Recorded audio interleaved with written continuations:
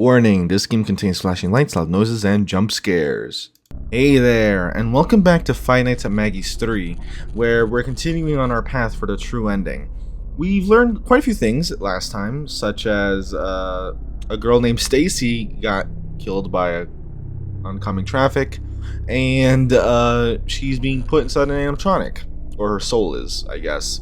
We also learned that our character, Aaron, seems to have some sort of history with the restaurant. This isn't just like a random job to him. He's here to stop the serial killer, John, aka the Frankenstein. So, you know, he has a bigger connection to the restaurant than we initially thought. With that said, we move on to night 4. I gotta be careful because now is when we get the bloody static. Now is when the bloody static starts happening. Alright, we're done with night 4. No difficulties. Rolf, the magician. Let's see here. So again, I just want to like briefly go over what we're doing here. The info of the animatronics, or maybe like I guess the programming, quote unquote, maybe, is stored in the red and blue cables, apparently. So we cut the wires and attach our own wires to them, which is how we shock them. Alright, so Rolf's cables are in his chest. Good to know. Okay. Snip, snip. Okay.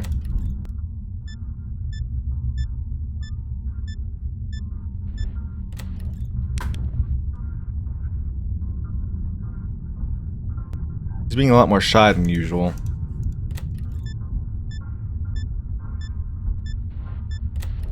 Not anymore.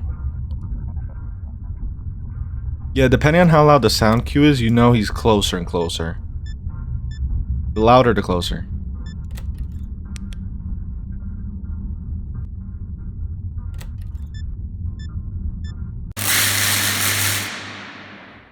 Now we're done with Rolf. That means 3 more to go, right? No, 2. The twins are the last ones left. 7:10 on May 9th, 1985. Okay. We're gonna really have to piece these together. Are we... Oh, hi, Steven. Another new name. I'm kind of busy right now. You should talk to my secretary and schedule a meet. Oh, it's like that, Steven. Okay, I don't know exactly what you want, but we don't have money here. Do you think I'm an idiot, Robert? Steven and Robert. Steven might be a fake name for all we know. Especially, again, the text is the same as the guy from the very beginning. The guy who said, you know, I trapped him, whatnot. The fact that you are pointing a gun to my head makes me believe you are an actual idiot, Henry. Ah, so his name's actually Henry. Okay. So you knew it was me. Of course I knew. I've known you my whole life. I could recognize you a mile away, even with that horrible beard. So why didn't you hand me over to the police? Because I recognized you after you were hired. And what's the press gonna say about this? That our HR team doesn't do background checks on the people we hire? That we hired a fugitive? It would ruin the company, more than it already is. So you're welcome, actually. You can stop pointing that gun at me. I won't hand you over. No. I need what's in the safe. What? The safe, Robert. It's important, and really hard to explain. Oh my god. Not you too. What? What? Do you think I don't know about your father's experiment? Wait. You knew? Of course I knew. I'm the CEO of this company, for Christ's sake. And you didn't do anything? I found out after I was named CEO. But you knew all this time, and you didn't say anything? And what was I supposed to say? That our founder was a maniac who killed children for some weird dream of immortality that he had? Yeah, that sounds about right. And let this whole company go under just because of the dream of some lunatic? Oh god, you are a monster. You only care about the money. I care about the people, Henry. Everyone would lose their jobs if this came to light. And what exactly are you planning to do with those blueprints? It's more complicated than you think. You don't understand, Robert. He actually made it work. What? The robots. They move because of that. Oh my god, Henry, listen to yourself. Those robots are just malfunctioning. Do you really think that immortality is possible? Your father was just a maniac and nothing more than that. I don't care what you believe or not. I need the blueprints. My God, Henry. Is this some I need to make my father proud sort of thing? The music started. I don't like it. Do you feel the need to finish his work or something like that? To make you feel less guilty about what you've done? You are just like your father told me you were. Stop talking. Oh? What? Why? Are you gonna actually shoot me? You are pathetic, Henry. Nothing more. But a pathetic, ungrateful piece of garbage. Shut up! Oh, that's why he's bloody. Oh. He pulled the trigger in a fit of rage. Oh, God. What have I done? So this is why he shows up to the house all bloody. But then what is he talking about when he said he trapped someone? I remember there was something about... Henry was also mentioned in the second game, but in what capacity exactly? Like I said, I have to recheck the game again. Alright, the twins, Esther and Lester. Let's see how this works. Because there's two of them now, right? So how is this gonna operate? I should have known. It's literally two. Okay. So, Lester in the head. Wait a minute. Which one's... Uh-oh. Which one's Lester and which one's Esther? Is it safe to assume Lester's the one on the left? I think Lester's the one on the left. Oh, never mind. I lie. So it's Esther and Lester. Got it. So the cables are on their head. That means this is a two-parter. Oh no. Wait a minute. Oh no, never mind. There we go.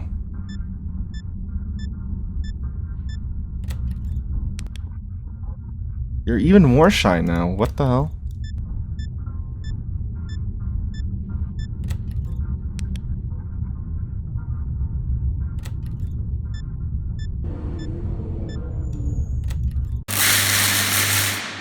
Alright.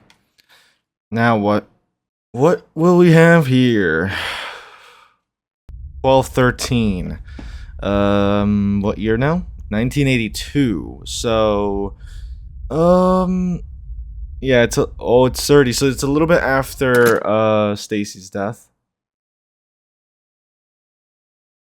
I told you to be here by 11. Is that? Let's just keep going. It's already 12. Where the hell were you? I'm already here, ain't I? So this is Henry. So is Henry Aaron? I don't know. You look like a mess, and you stench of alcohol. God damn it, Henry. What am I supposed to do with you? As if you care about me. You didn't even care about Jason and Stacy. Oh. You better watch your mouth, Henry. Why? Do you feel guilty or something? Or am I wrong? No idea who Jason is. You were never with them, and the last times you saw them, they died. You went with Jason to the park. Next thing we knew, he was dead. In an accident. Probably because you couldn't keep an eye on him. Stacy was still alive when I brought her to you. I wouldn't be surprised that she didn't survive because you were too busy working with these stupid robots to get her to the hospital. And you were trying to put the blame on me, reminding me every day that I should have never let go of her hand. When you are really only trying to make yourself feel better for not being there for her. The last thing she asked me was if you loved her. Do you understand that? Your precious baby girl felt unloved by you. Because the only thing you care about is your stupid work. Which is not even going well. Since people don't want to be near the restaurant that has police investigating 24/7. You failed at your job. You stopped moving, by the way. You failed at your kids. And the only reason you're always mad at me is because you need someone to blame for all your failures. When in reality, you are a failure. Oh, Jesus Christ. Oh, now you listen to... Oh, wait, it's going on. Listen to me, you ungrateful garbage. You have no idea of the things I've sacrificed to get here. You really think I want to do it to your brother, sister? Oh, holy goodness. I had no option if I wanted the whole thing to work out. And I used them because I loved them. They were going to do great things. They were the next step in greatness. And now they are gone. I won't stop until my work is finished. And neither the police or you will ever stop me. I have to be really quick there. Jesus. Scared me a little. Okay. What did you do to them? You are too drunk to talk about this right now. Get out of my sight. Now. Okay, so yeah, so that's John, obviously. Oh boy. Things really took a step there. Really good. I don't know. That really scared. I don't know why it startled me, man. I was invested. I couldn't even read all of John's lines. John was in a fit of fury there. Oh, uh-oh.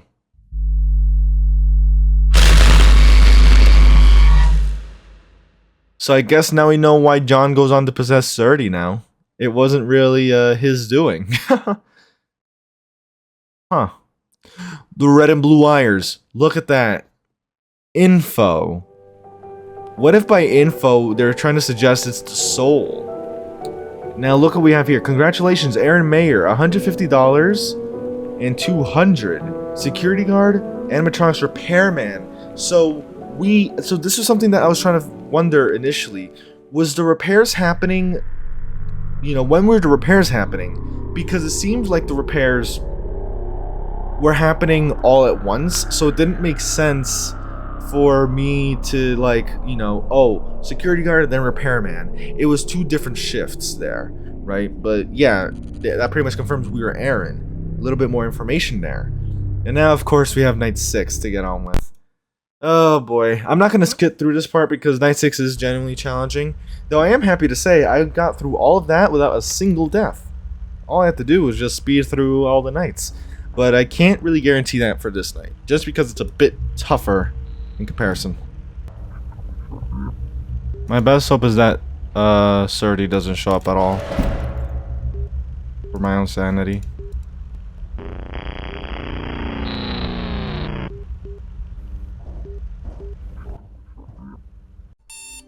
And just like that, night 6 beaten. I pretty much went through the entire game with no deaths in that one run. I love that. I love that. Oh, now honestly, this is good practice for a 620 mode. I'm kind of confident in beating it. Hopefully that's for good. Oh no, wait a minute. Why am I looking behind me? Oh, shock when in X. Okay. So we're shocking the endoskeleton. Oh, wait a minute. I think I get what they mean. I have to press... Oh, Jesus. Hold on. Press spacebar. I should have thought about that. It just didn't say press space to shock. 19 years. Ooh. 19 years trying to stop you. 19 years studying your findings. Your horrible experiments. The immortality you were seeking all this time. And I did it. I made it work. Maggie's not... Oh. I was about to give up. But you made a bad choice to try it one last time. Lester Arias. That death. That was the last straw. That's how I knew that you were not going to stop. Not even in that body. I've been studying your blueprints and analyzing your tapes for longer than I can remember. And let me tell you, you made quite a few mistakes. Yes, you did achieve immortality with full consciousness in your body. But still, your movements were limited. Being sensitive to light, to sound. I thought John McAdams was smarter than that.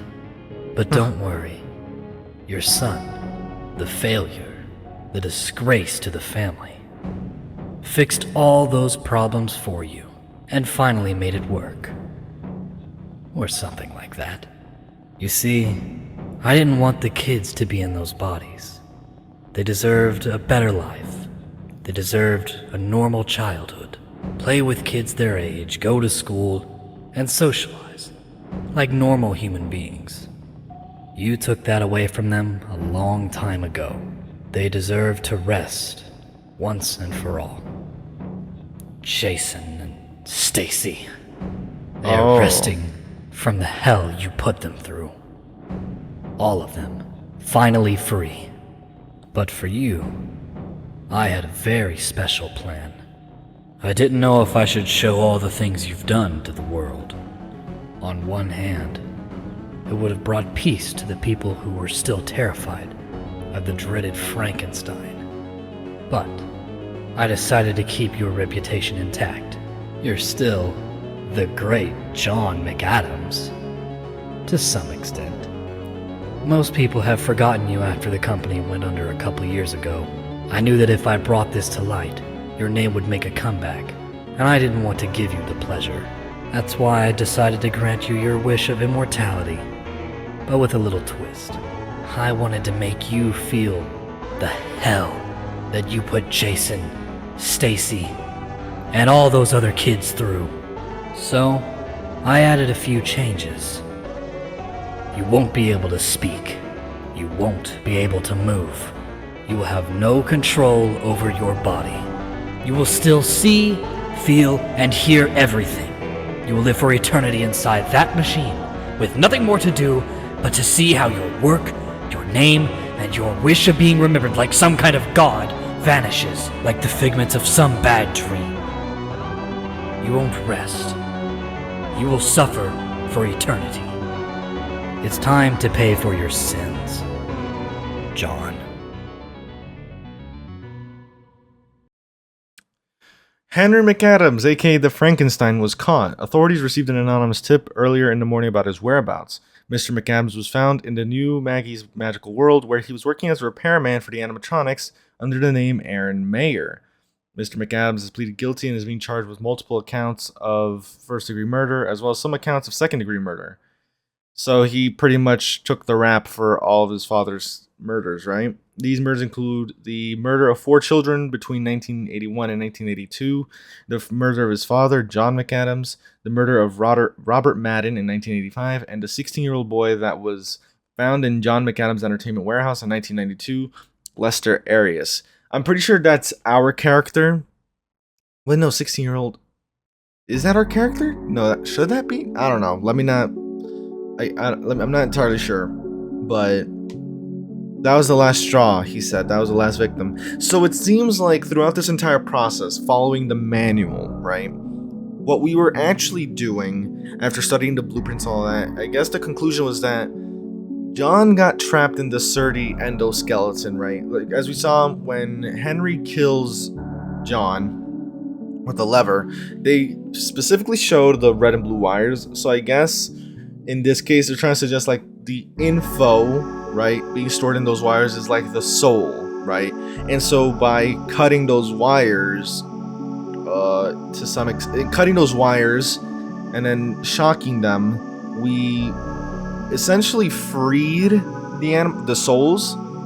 Thanks to everyone for all the support. It's been a wonderful 9 years. I could have not picked a better and more friendly community to share my games with. You will always be in my heart.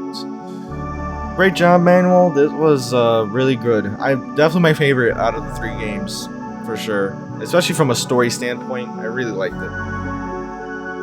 So yeah, we were pretty much freeing the souls by, snipping those wires and then shocking them. I'm not sure exactly why we have to shock them, but that's what we did. But with the endoskeleton, we never cut those wires, so we never freed John's soul. I guess that's kind of like the idea we're going at here.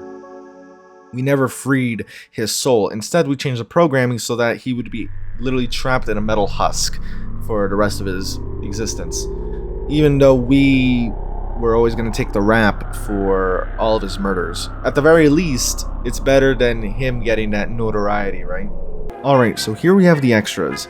This is before I'm doing the true ending run, so I don't know if this part will change by the time I do all that. But for now, I want to cover the extras because we have them available now, and once I restart, I'm not going to have these available to me. So, first off, in general, these are pretty much the animatronics, right? All of them on stage. Not bad at all. And then we have jump scares, so prepare yourself. Okay, so that's Maggie, Bob, Lolo, Cracky, the Rolf, Esther and Lester, or vice versa. And here's the endoskeleton, which we saw already. And last, we have images, such as Maggie's Magical Band poster, Rolf the Magic Wolf, it rhymes, Esther and Lester, unused Maggie's movement. So Ah, Maggie at one point used to travel among the cameras, but now she kind of got relegated to being a vent character. Okay. Same with Rolf. So they kind of decided. So they decided to start putting them in the vent instead of having them in the office, or like go around and then try and get in your office. Unused ventilation. At one point, we would have been able to use the flashlight on the vents. And then here's the first Maggie model for the game compared to here. Let's see if I can get a good comparison here. Yeah, you can definitely see a difference in the face. This is a model that looks a lot like Maggie from Five Nights at Maggie's 2.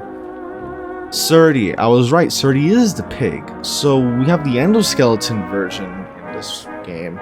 Interesting.